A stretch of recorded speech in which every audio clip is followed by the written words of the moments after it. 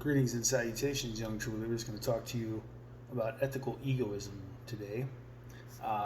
Before we talk about ethical egoism, we have to talk about psychological egoism, which is a theory that espoused by the 17th century English philosopher Thomas Hobbes.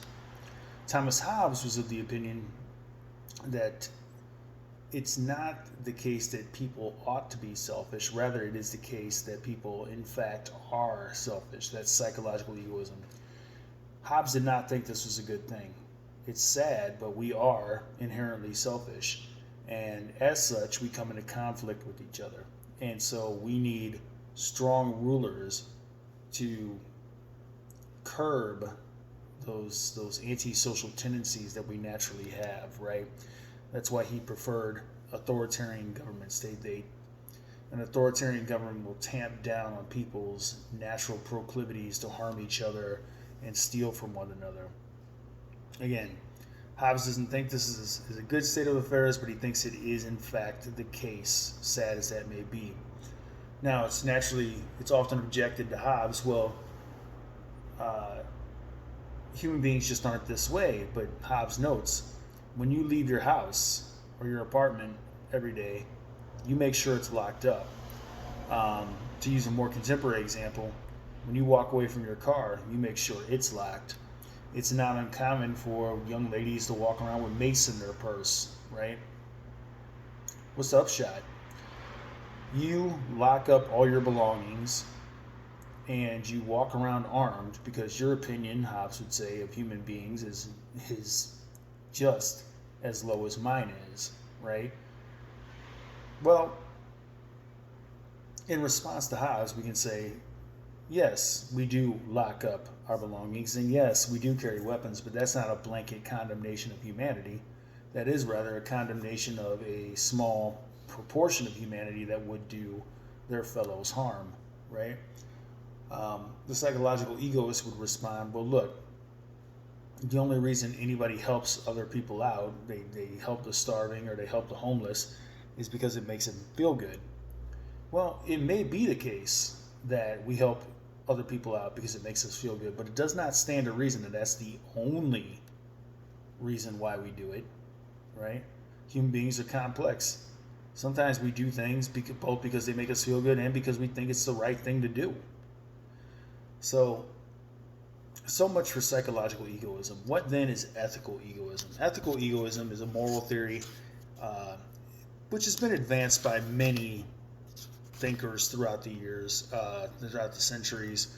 Thrasymachus in Plato's Republic was an ethical egoist, right? But the most famous proponent of ethical egoism in our day and age is this Russian author, Ayn Rand, who argues that people ought to be selfish, right? People ought to be selfish. So, why does she think this? Well, on Rand's view, no one is better situated, no one is in a better position to know what you need than you, right? Similarly, if I tried to micromanage your life because I thought that I could do a better job of it than you, right, and I felt like you needed help, you would resent that. And why? Because you don't want someone being your brother's keeper, right? So, I know what's best for me. You don't know what's best for me. You have no right to meddle in my life, right? You should mind your own business. And again, this is exactly what Rand endorses. Rand's view runs counter to a doctrine in moral philosophy known as altruism. Altruism is the notion that human beings can at least occasionally be selfless. We can act selflessly, right? We can work for the good of others, right?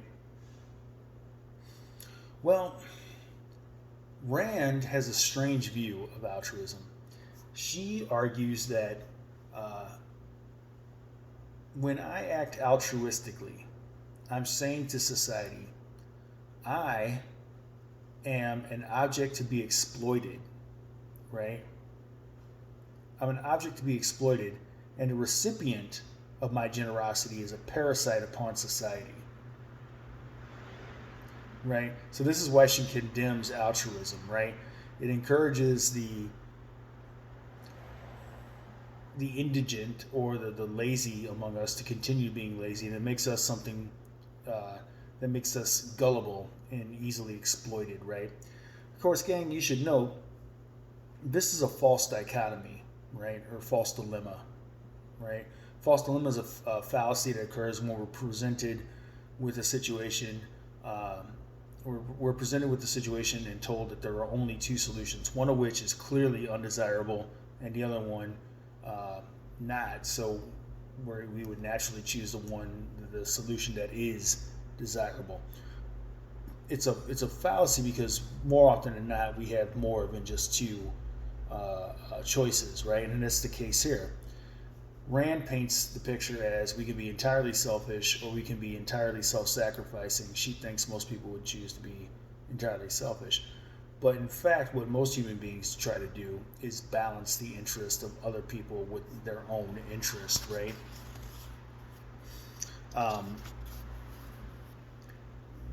Ethical egoism has a lot of criticisms, not the least of which is that it endorses wickedness, right? If you can get ahead by harming people, then you should, right? But I think the best critique of ethical egoism is that it's unacceptably arbitrary, meaning what? So there's a bedrock principle of moral reasoning called the principle of equal treatment or the consistency principle. And it's a really straightforward doctrine. The principle of equal treatment consistency principle states like cases should be treated in the same manner unless there's a very good reason to treat them differently. It's the violation of the consistency principle that makes racism and sexism and ageism and ableism and all these ills that plague society.